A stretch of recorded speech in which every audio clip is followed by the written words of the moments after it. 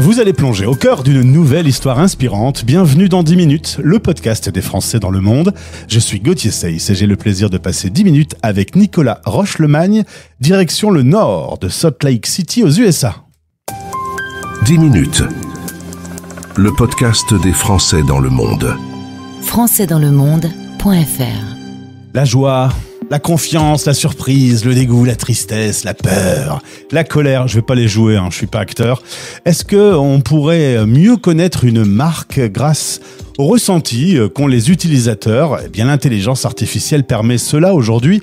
Ça s'appelle EmotiConnect. C'est une boîte française, mais pour en parler, eh bien, j'ai un CTO avec moi qui est lui aux USA. Bonjour Nicolas. Bonjour. Merci de nous donner quelques minutes. On va échanger, on va présenter EmotiConnect dans un instant. Si tu veux bien, on recommence par le début avec Saint-Étienne. Je te ramène en France. Ça te rappelle des bons souvenirs? Oui. Saint-Étienne, c'est là où j'ai passé toute mon enfance, toute ma scolarité jusqu'au lycée, jusqu'à la terminale, avant d'intégrer une prépa. Et toute ma famille est encore là-bas, papa, maman, frère, tout le monde est là-bas.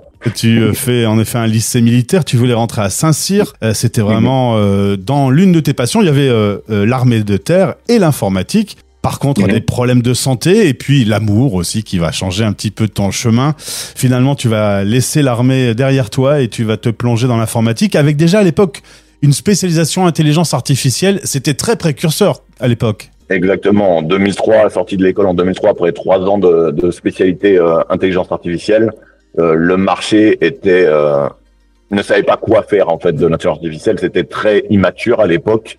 C'était encore beaucoup de recherches sur comment l'utiliser, comment ça fonctionne, où est-ce qu'on arrive. On n'avait pas les modèles qu'on a à l'heure actuelle, loin de là. On n'avait pas les capacités de calcul, aussi bien cartes graphiques qui sont utilisées aujourd'hui. Voilà, j'ai eu plusieurs portes qui sont fermées pour des très grands constructeurs qui exploraient ces idées.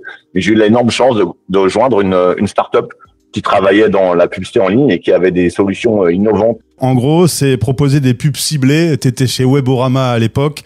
Tu bosses à Paris pendant 10 ans. Et puis, un jour, ta femme a une opportunité. Elle bosse dans le monde du pétrole. Direction, du coup, Texas. Tu es à Houston en 2009. Enfin, vous êtes, puisque vous arrivez à deux. C'est après l'immense tempête, après la crise des subprimes. L'immobilier ne vaut plus rien du tout. Quand on en a parlé hors antenne pour préparer cette interview, c'est pas forcément ton meilleur souvenir, Houston.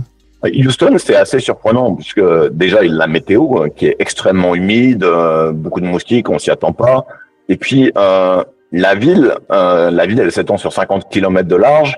Ça, tout ressemble à la même chose, à des centres commerciaux de partout, de gauche à droite. Nous, on vient de notre Europe où on a l'habitude de trouver des villes avec du caractère, des commerces locaux et tout ce genre de choses. Ça n'existe plus. Alors en fait, la réalité, c'est il faut du temps.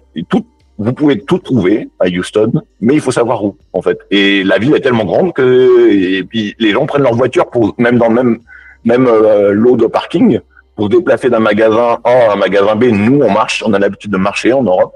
Non, sur le même parking, ils vont prendre la voiture pour traverser 3 ou 4 magasins.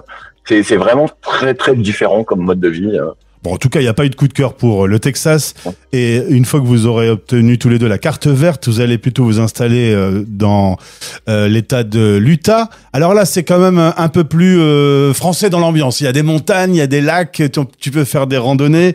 Résultat, en 2019, vous choisissez le nord de Salt Lake City avec l'une de ces conditions, être proche d'un aéroport pour pouvoir revenir facilement en France. C'est clair, la famille, c'est ce qui est le plus important. Donc pour nous, c'était important de pouvoir aller les voir et puis voir nos parents qui ont la possibilité de venir facilement avec un vol direct de Paris. Ça faisait vraiment partie des conditions de base. On cherchait pas à s'isoler au milieu de nulle part. Et puis Salt Lake City, c'est les parcs nationaux au nord et au sud. Au nord, vous avez Yellowstone à 4 heures. Au sud, alors beaucoup plus au sud, vous avez beaucoup plus loin, vous avez le Grand Canyon, mais avant ça, vous avez Moab à 4 heures avec Arches, Canyonland, qui sont des parcs assez incroyables. Le sud de l'Utah, c'est beaucoup de pierres rouges, comme un peu ce que vous pouvez imaginer dans les Far West. Ouais, c'est très joli. Et puis le nord de l'Utah, c'est des montagnes, mais beaucoup sec en fait. Donc pas l'humidité, très peu d'eau. C'est un désert mais de montagne. Quand il neige, alors aux États-Unis, beaucoup de personnes disent on fait le meilleur burger, on fait le meilleur milkshake, on fait on a les meilleures neiges du monde, etc. Ça a été un peu les champions dessus. Et en fait, ils disent qu'ils ont la meilleure neige du monde, bien sûr, mais ce qu'on n'imagine pas, c'est strictement impossible de faire une boule de neige, par exemple. Ah bon, pourquoi? Parce que la neige est tellement sèche, ce n'est que de la poudreuse. Ah ouais. Parce qu'il n'y a pas d'humidité dans l'air. Et ce qui rend le ski assez spécial, et c'est un peu le paradis du ski. Alors, tu travailles aujourd'hui donc pour une boîte française, Emoticonnect, avec cette petite particularité que les équipes qui sont en France et toi, il y a 8 heures de décalage. Ça oblige un petit peu de rigueur dans le fonctionnement. Ça oblige de la rigueur, mais en fait, à partir du moment où ces 8 heures, elles nous permettent un recouvrement d'une demi-journée de travail, c'est-à-dire qu'on a une demi-journée effective de rencontres, d'échanges, de réunions. Et l'autre demi-journée, on se retrouve isolé, et on se retrouve isolé de façon à pouvoir avancer de façon beaucoup plus productive sur les sujets qui ont été identifiés avant. Finalement, ça te va bien, quoi. Exactement. Un décalage plus important, un décalage de 12 heures, c'est vraiment ce qu'il y a de pire. Mais là, à partir du moment où on arrive encore avant une demi-journée, c'est très très bon. Ouais. Il y a une partie qui chevauche avec les horaires français, et c'est là que tu fais les réunions, et comme ça, au bout d'un moment, ils doivent aller se coucher, et t'es tranquille, tu peux bosser. Exactement. Ça évite les réunionites aiguës. Alors, on va parler de Emoticonnect, qui est une boîte française, avec des clients principalement français, mais donc toi, tu travailles depuis les USA. On le disait, hein, l'intelligence artificielle, on a eu du mal à comprendre ce qu'elle allait bien pouvoir faire dans notre quotidien. Et bien là, pour les chefs d'entreprise qui nous écoutent, ça devient concret. On analyse l'émotion qu'ont les utilisateurs vis-à-vis d'une marque. Alors, c'est vis-à-vis d'une marque ou vis-à-vis d'un produit aussi. L'objectif, c'est qu'aujourd'hui, beaucoup d'utilisateurs interagissent avec votre marque ou votre produit en ligne sur les différentes plateformes sociales, que ce soit Instagram, LinkedIn, Google Review, YouTube, Facebook, et toutes ces plateformes-là où les utilisateurs laissent des revues en ligne. Vous pouvez même imaginer n'importe un site marchand où vous pouvez laisser vos revues sur les articles. Notre objectif, c'est de récupérer l'ensemble de ces revues et pour les dissocier en deux parties. Un, comprendre vous, votre communication, puisque des moments, ces revues, elles sont liées sur des posts que votre marketing va mettre en place. Donc, essayez de comprendre et vous aider dans vos stratégies de communication. Mais deux, c'est essayer vraiment de détecter, de pouvoir sonner l'alarme le plus tôt possible pour que vous puissiez comprendre qu'il y a quelque chose qui va pas sur votre produit, sur votre marque, ou qu'il y a quelque chose qui va très bien. Et le but, c'est que vu que ces données en ligne, on peut les récupérer facilement, vous pouvez les récupérer aussi sur vous, sur votre produit et sur vos concurrents.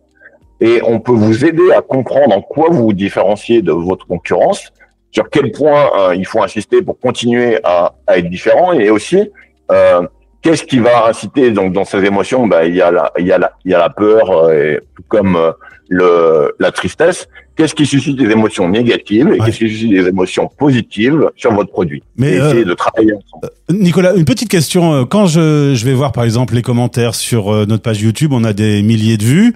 Ceux qui s'expriment sont plutôt des gens qui sont pas contents, ou des gens qui critiquent, ou des gens qui vont exprimer plus de la colère.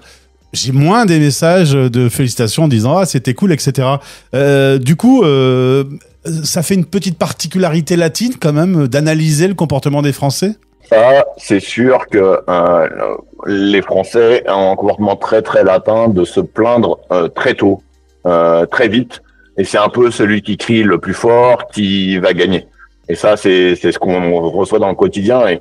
Et c'est un peu pareil même sur la route quand on conduit. C'est celui qui va conduire, qui va te mettre le premier sur la sortie d'autoroute, qui va pouvoir sortir. Ce genre de comportement n'existe pas aux États-Unis, dans la culture, ça n'existe pas. D'où même un simple parc d'attraction, on va vouloir passer devant tout le monde quand on a une queue. En France, ça arrive régulièrement. C'est quelque chose qui ne fait pas partie de la culture anglo-saxonne du tout. Mais ça empêche que même si on dit qu'on se plaint beaucoup, et effectivement, il est plus facile de se plaindre que de sortir des commentaires positifs. Aujourd'hui, sur les clients sur lesquels on travaille, sur l'ensemble des dizaines de milliers ou centaines de milliers de commentaires qu'on récupère, les émotions négatives, par exemple là j'ai devant les yeux un rapport, les émotions négatives de colère, on est à 25%, alors que sur la joie, on est à 30%. Donc on arrive quand même aussi à trouver du bon. Petite chose amusante, la fondatrice est une femme, il y a beaucoup de femmes dans l'entreprise, et vous avez décidé que votre robot s'appellerait Jacqueline. Voilà, je sais pas comment on dit un Américain, comment on dit Jacqueline en américain, Jacqueline. J'ai beaucoup de mal avec les prononciations de mots français à l'américaine. Par exemple, il y a massage aussi. Il y a beaucoup de mots comme ça, mais c'est vrai que Jacqueline, c'est un challenge pour eux pour prononcer. Et peut-être même que d'un point de vue marketing, peut-être qu'il faudra qu'on revisite le renommer pour un nom. Ça pourrait très bien avoir un nom différent en Espagne, un nom différent en Angleterre ou en Allemagne. Vous avez tenu à ce que ça soit un prénom féminin parce que justement, c'est un monde un petit peu d'hommes et l'intelligence artificielle est souvent associée au masculin. Donc vous avez voulu quand même lui donner une âme féminine.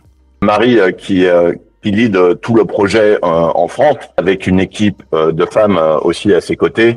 C'est aussi pour un beau pied de nez à ce monde high-tech qui est souvent uniquement entre hommes. Et moi, je suis l'homme entouré de ces femmes-là. et c'est un peu un hommage aussi à elles d'avoir choisi ce prénom Jacqueline pour notre robot. Alors on salue d'ailleurs Marie Argence avec qui j'ai préparé cette interview Emoticonnect, boîte française, mais qui va se développer pour la planète entière. Il y a des débouchés en ce moment, hein. Vous êtes sur un bon segment. Exactement. Aujourd'hui, le problème c'est que l'IA, on l'entend un peu à tout va. On l'entend tellement qu'il y a une sursaturation au niveau des médias, au niveau de... Les gens en ont peur. Les gens en ont peur s'ils savent pas ce que c'est. Souvent les médias ils communiquent un peu tout et n'importe quoi sur ce sujet-là. Vous avez de l'IA aujourd'hui, je sais pas, dans votre télé, dans votre voiture, dans un peu tous les domaines que vous utilisez dans votre vie. Mais ce qu'il faut bien voir, c'est que cette utilisation d'IA ou de robots est tout simplement là pour nous aider et nous supprimer de ces tâches rébarbatives, de façon à ce que nous, on puisse se concentrer et apporter l'intelligentsia sur la partie qui a du sens. Merci pour cette présentation, Nicolas. Si vous voulez en savoir plus et si ça vous intéresse, emoticonnect-technologie.com, le lien est présent dans ce podcast. Merci. Et Cocorico quand même, malgré que tu sois aux États-Unis, on peut le faire. Amusez-vous bien en Utah. Tu as prévu ce week-end une petite randonnée? Oui, alors du vélo si possible. On est au début du printemps et on a toujours des tempêtes de neige. Qui arrive. C'est n'importe quoi. Eh ben, au plaisir de se retrouver. Amuse-toi bien, au plaisir. Merci, au revoir. Français dans le monde. Vous écoutez la voix des expats.